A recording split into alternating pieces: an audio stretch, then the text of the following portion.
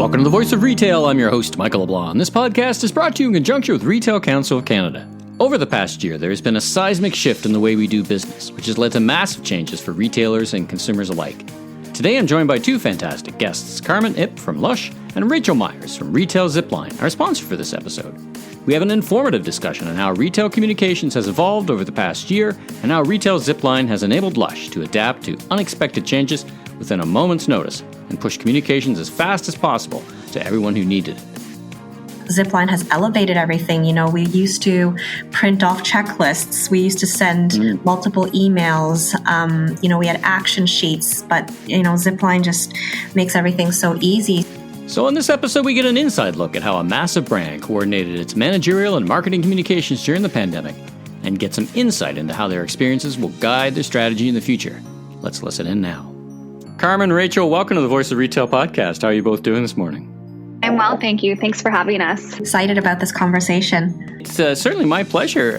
Live from the great city of Vancouver, talking with both Retail Zipline or Zipline and Lush and stores and store operations. And, having spent many years connected, keen to learn all about what the two of you do. Carmen, why don't we jump right in? Carmen, tell us a little about yourself, your journey, and what you do at Lush. Yeah, happily. So long story short, I've worked in the retail industry for over 15 years in leadership positions at some pretty iconic Canadian companies. And I've had the honor of supporting a lot of exponential growth across North America and globally.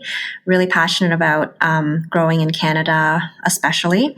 I'm based in Vancouver, British Columbia, and it feels like a full circle ending up here at Lush, where our headquarters, manufacturing and distribution all operate within a few kilometers of each other, actually.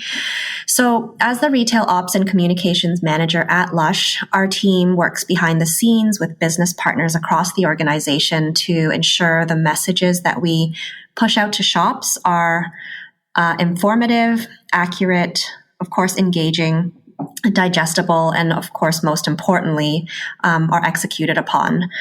And I think there are just so many incredible aspects about being the communicator in your organization. I think that the importance of this role was especially apparent over this past unique year. Yeah. And I think, as we continue this conversation today, the pace and complexity of the retail world has evolved so much over the past year. And certainly our roles as communicators has also evolved very much as we, adapt and evolve with everything that happened over the past year. And what I can say is that, we've stayed committed to these common denominators as communicators at Lush. Again, the ability to adapt really, really quickly to fulfill what felt like everything was urgent last year.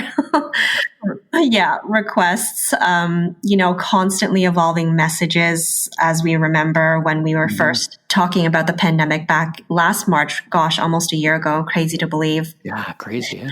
And then it's crazy. It's like, we always all talk about pivoting. It's like we've pivoted 360 degrees. We in some ways, we're back to where we started. In fact, today we're recording in mid-February. Ontario just announced they're going to open stores again, but there'll be red zones and gray zones. And who knew we'd have to deal with that kind of complexity on top of the regular day-to-day complexity, huh? Absolutely. And I think that, communication played such a big part when we first closed our stores and then, shifting from curbside pickup and then reopening and then closing and then reopening, watching the news, keeping close to what's happening. So definitely, I think throughout this conversation, we're going to talk a lot about pivoting and being able to flex between messages. But yeah, that's me in a nutshell. I think the last thing I would say is, our partnership with Zipline has been incredible through the past year. Of course, not only ensuring that we are closing the loop on communication, but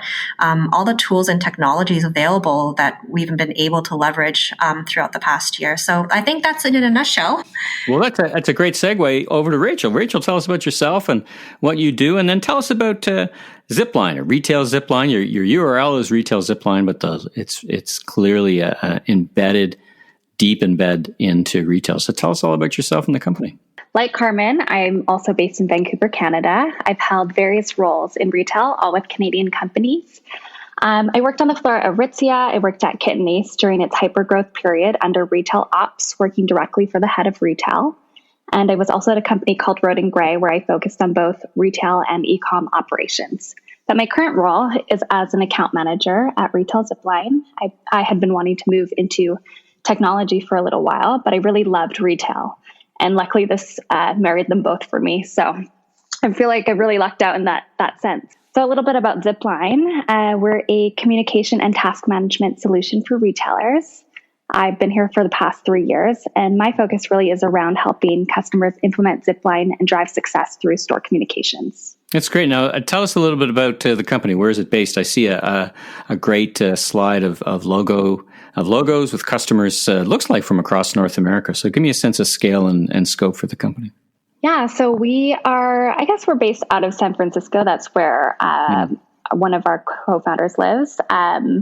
And then at the time that I got brought on, our other co-founder lived in Vancouver, but we're a fully remote company. So we have people in Europe, we've got someone in Australia, we have Americans, Canadians, so kind of spread out. It's great. So you get a nice breadth of experience at the organizational level, right? So yes. both global and deep into the technology. It's fantastic.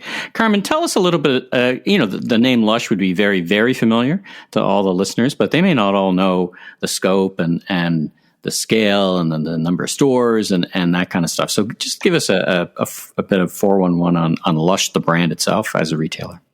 Yeah, absolutely. Would love to talk about the name Lush and everything that goes behind making the product. So we currently have 269 shops in North America. Pre and post COVID, I think when you walk into a Lush shop, if you haven't been into a Lush shop, every product that you see on our shelves has been lovingly handcrafted. So we have folks who slice, squeeze, mix fresh batches every day of the week to create the freshest product possible. Yeah. And we believe that doing so means that every product will contain the maximum dose of beneficial nutrients that work best for your skin and hair. And if you do have any Lush product, you may even notice a face sticker on every pot with the date the product was lovingly made by our staff. The other piece about handmade is our shops actually have this gorgeous reclaimed wood furniture, and that's actually handmade right in our very own wood shop here in Vancouver. So you'll learn that handmade is really so much more than part of our name. It's truly who we are. Everything we do is made for us, by us, and we know the exact conditions under which it was produced. And who's making it, what's going into it, all that stuff, right? Yeah, absolutely. And so as part of the shop experience at Lush, we can be absolutely sure that our products and shops are ethically sourced from beginning to end.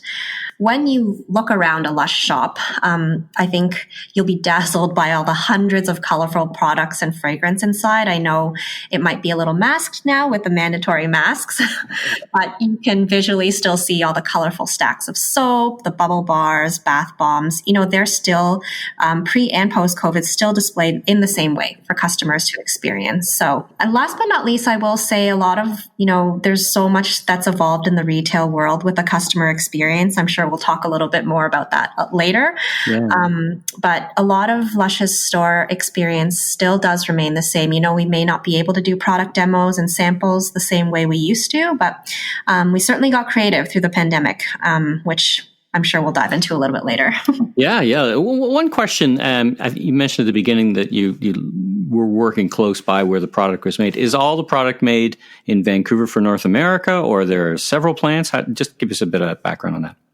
Everything is made in Canada. We have a manufacturing facility here in Vancouver as well as in Toronto. So we also try to lessen the footprint in which we just, ship our products. So the Toronto manufacturing team services the East Coast. And when you say North America, you have stores in Canada and the U.S. under your purview? Yes. Yeah. Right. And what would be the relative split there? Just it's kind of a numbers. I'm just kind of interested in the numbers. It helps listeners understand that kind of scope and scale. Is about 50-50 or is it proportionate to the population kind of thing? Just rough numbers. What does it look like on both sides of the border? Yeah, we have a larger footprint in the United States. So we have 217 shops in the US, and then 269 minus 217. Yeah, sorry, I'm making you do math on the podcast. I'm sorry. the rest Yeah. in Canada. So definitely a larger footprint in the US. Yeah.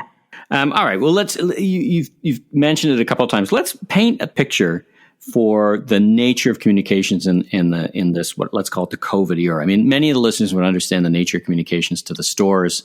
I was just interviewing Ron Thurston, who's got a great book on retail pride, and he's been a store operator his entire life, and he said, listen, the number and amount of communications and asks heading into the store is massive, and his perspective is, Saturday, clear it all out. You're focused on making a great experience for the customer, but give us a sense of how you manage that ongoing flow of communication. I mean, there's so much going on all at the same time, even more so during the COVID era. Just walk me through, your day-to-day process and the process flow. And I guess where we'll go with this is where Zipline has been so helpful. Yeah, absolutely. I mean, first of all, if we reflect back to last year, huge kudos to the Retail Council of Canada. I remember the webinars that they put on in February and beginning of March. I think this was when COVID-19 awareness was just starting to grow in Canada. So there was just so much unknown. And as communicators, we wanted to make sure we communicated the right thing as we evolved through the situation. So we took a lot of the guidance and practices from those webinars that were put on and included them right in our initial COVID-19 messages. I think through February, it was quote unquote business as usual. But we did start updating a core COVID-19 message fairly regularly as we continue to adapt around the situation. I think back then, along with the rest of the retailers that are probably listening here, the health and safety of our staff and customers were our core priority, still is. So as the situation continued to evolve, we quickly created a COVID-19 task force, just monitoring local conditions with shops all across North America. You can imagine there's probably... So complex. I mean, it's complex enough to think about just at the country level, but you probably had to get down almost to the municipal level, right? Just because it was so dynamic from block to block practically, right? Very much so, with mask guidelines back then to, even capacity. Every state or county has different capacity regulations. So, operationalizing all those factors and being proactive from cleaning to interacting with customers was a huge part of our roles as communicators. And not sure if anybody remembers, but we were actually one of the first retailers in North America to close our doors on March 16th. And that was a big day for us. We had to really quickly not only communicate. Big decision, right? It's a big decision, and then it has a lot of implications, right? Yeah, big decision communicating externally to our customers that, we're closing 269 of our doors in North America at that time we thought it was 2 weeks. Yeah. I didn't think it was going to be 2 weeks, but I did think it was going to be what it turned out to be. That's for sure. Yeah. So we, I think the biggest part too was keeping in touch with our shops while we were keeping in touch with our shops, our managers, keeping them engaged during the closure period, as well as keeping our customers engaged as we all sort of were figuring out what to do. Now, let me ask you this question. So in the before time, pre-COVID, you would have a regular flow of communication. What would you do? If I'm a store manager at Lush, what do I get? A once a week binder or once a week something that tells me here's the tasks, here's the initiative, here's the promos. Just sketch that out for me briefly, what the kind of baseline looks like. In other words, like pre-COVID, COVID era crisis kind of communication. What did that look like in your world? Yeah, I mean, we wish we had a regular cadence where we published messages on a regular basis about campaigns, product launches, staff meetings, inventory counts. And, Zipline has certainly helped us be able to communicate that within a calendar, within a dashboard, as well as make sure that shops check off the tasks to ensure it's executed. So we do have a communications calendar that went down the drain last year after everything unfolded, because as you can imagine, staff meetings are no longer no longer happen. We weren't able to have in-person meetings. So we really, really quickly had to pivot the tone of the messages we published, as well as the cadence of the messages we published. So yes, you're right. I think pre-COVID, we did, we really managed the communications calendar to ensure we weren't bombarding managers and people in the field, because the focus was definitely to service customers and be in the shop and engage your staff. But I think last year we really saw that communication could happen at any time. Things can change within the hour, within the minute. And so, I think the habit of checking Zipline and checking messages once a day shifted to, maybe checking a few times a day, because things could change so quickly. Refresh. Rachel, okay, let's unpack, or should I say unzip, to be cheeky. Unpack Zipline. So what is it? And break down for me kind of 1, 2, 3 top things that it enables that are different or that are better in terms of being able to communicate out to 400 or 269 stores. As I mentioned earlier, Zipline is a SaaS product that combines store communication and task management to drive flawless execution. We surface an ops calendar, have a repository for evergreen material, a messenger tool, a survey, and an audit tool, making it a one-stop shop for everything a store needs to run their business. Our product is for retail by retail. So our co-founder and CEO came from the Gap Brands family, where she was, working with various tools, and after 10 years running store communications at Old Navy, she realized, the tool that she was looking for didn't exist, so she started Zipline. So I'm going to go create it. I can't find it, so I'm going to go create it. So, one of the things that Carmen said got my interest, particularly the difference between sending communications out and having store manager associate acknowledge that they've got them. That kind of two-way communication. Is that a big part of Zipline? I would say in certain aspects. So we do have the groups, which provides the groups, which is their messenger tool, which provides that two-way communication ability. But most of the communications and best practices that we advise on with Zipline is giving them all of the information they need so they don't have to ask. So explaining the why, giving them all the tools that they need to execute whatever initiative you're asking them to do, before having to have them come back and ask for all these like XYZ pieces, I guess. So it gives Carmen basically the chance to just, particularly in fast moving environments like we're in, just constantly communicating without having to reissue yet another document in another form and another whatever PowerPoint or whatever, right? Is that a good summary? Totally. And I think also shifting her thinking to be more so thinking about the receiving end of it, instead of like, what does this message convey everything that user needs to receive in order to complete what I'm asking them to do. Right on. A follow-up question. I mentioned that you had an impressive group of retailers that you did business with, in addition to Lush. But so the question is, what are you hearing from them? It's very similar things, or at an organization like yourself is dealing with the C-level executives at the store ops every day. So must be hearing some interesting lessons about what COVID has done to transform organizations to adapt, and probably some things that will continue post-COVID. What as a company, what are you hearing?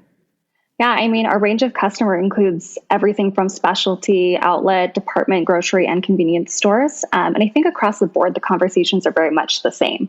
So employee engagement is top of mind for retailers. With Zipline, employees understand more of the why behind initiatives and feel more bought into the business. They don't feel like HQ is so far away. And in addition, at a time like this, the pandemic has been unlike anything we've ever experienced before. And in talking with my accounts, morale has been top of mind for everyone. So it's important more now than ever that your employees feel engaged, supported, and close to headquarters. Right on. Carmen, I'm going to create a scenario for you. I'm going to take retail Zipline away tomorrow. What would you do? Oh my gosh. To somebody, you're going to take their cell phone away. Almost. How would you adapt? Like what would be your first thing? I mean, it's an artificial scenario, but I think it helps illustrate its role. Yeah. Absolutely. I mean, when I look back, when I was in the field and managing a shop or managing several shops, I look back and I reflect on how Zipline has elevated everything. We used to print off checklists. We used to send multiple emails. We had action sheets, but, Zipline just makes everything so easy. So, I can't imagine what it would be like. However, we're lucky that we have the technology today to be able to, send an email. And I think one of the biggest pieces, as I've sort of reflected on how retail has changed over the past, 10, 15 years is the technology piece. We are so connected right now. The ability to be able to just message somebody right away and get a response right away is not like anything before. So I wouldn't want to have to revert back to email or another platform, but I think it's hard to imagine. I can't answer that question. It would probably be just a bunch of stuff, right? Some Frankenstein stitched together 10 ways to communicate, none of which sound as efficient as what Zipline gives you. Second last question, Carmen. Any thoughts as a retailer on how the consumer is going to change or has been changed because of COVID? I mean, you're in touch with the people who are the front line, who talk every day to consumers. You getting any sense for that just as you communicate with your peers? Yeah, I'm really passionate about this topic. I think, I can't remember the last time I certainly went to a mall, but I think one of the new normals we're seeing is operating your shop at the entryway. We at Lush still want our customers to feel as dazzled as they do when they come into a bright, shiny, colorful shop. And I think what we do see is that lineups are somewhat of a normal now when you're shopping. So we are really focused on ensuring our customers know all the different options they have for shopping with us. I think there's definitely customers who love the human interaction, but there certainly is, the COVID era is certainly shifting how people shop. And so, we're really exploring different ways we can have the Lush experience at the entryway. So, again, we have bath menus where customers, when they're lining up, can engage with to see what products are inside the shop. There's an option of That's a neat idea. Kind of like you're waiting for a table at a restaurant. Yeah. Scan the menu before you come in. Oh, that's interesting. There's even, the option of customers not even having to come into the shop if they don't feel safe. We can interact with them. We have a mobile point of sale. We've got digital light boxes in our shop windows that flash, the current campaign. And so we always have a Lush staff member at the door to make sure, does the customer feel safe coming in? Do they still want to interact with us? Or if they're looking quickly to purchase one bath bomb, can we help them really quickly at the door? And then they can go on their way. So I think there's definitely a little bit of a shift in terms of finding out how customers want to shop today, because, previously you'd go to the mall and walk around and browse and shop. And I think now, it's shifted a little bit, and, some customers want a quick and efficient experience. Yeah, I suspect some of that's going to remain post-COVID, whatever that looks like, whenever that happens, hopefully by the end of this year, if not sooner, right? That, things will be more normal, but I think some of the behaviors might have changed. Hard to say which ones will and which ones won't. So I'd love to touch base with you later in the year, and we'll kind of go down that journey together. You know what I mean? Rachel, last question for you. Actually, where can the listeners learn more about Zipline? Is it Zipline or retail Zipline? What do you like? It's retail Zipline, but we probably say Zipline more than we should. It's just easier, Yeah, of course. But where you can learn more, actually, Carmen and I have an upcoming webinar on February 25th at 2 p.m. EST that discusses how we helped Lush navigate the ever-changing retail landscape that was amplified by COVID-19. Great. And you can sign up on Retail Council of Canada's website at retailcouncil.org. And then definitely visit us through our website, retailzipline.com. Well, perfect. I'll put a link in the show notes to both those destinations. Make sure people can find their way, and I'm sure they'll get a lot of benefit from tuning into the webinar subsequent to listening to the podcast. So Carmen and Rachel, thanks so much for joining me on The Voice of Retail. It was a great discussion, understanding the dynamic world that is retail, and particularly store or mall-based retail. We could probably talk about that for several different episodes, so hopefully you'll join me later in the year and we'll see how things evolve. So for now, though, thanks for joining me, and hope you both have a great afternoon. Thanks, you as well. Thank you. Thanks for tuning into today's episode of The Voice of Retail. Be sure and subscribe to the podcast so you don't miss out on the latest episodes, industry news, and insights. If you enjoyed this episode, please consider leaving a rating and review, as it really helps us grow so that we continue to get amazing guests onto the show. I'm your host, Michael LeBlanc, president of LeBlanc Company Inc. And if you're looking for more content or want to chat, follow me on LinkedIn. Visit my website at meleblanc.co. Until next time, stay safe and have a great week.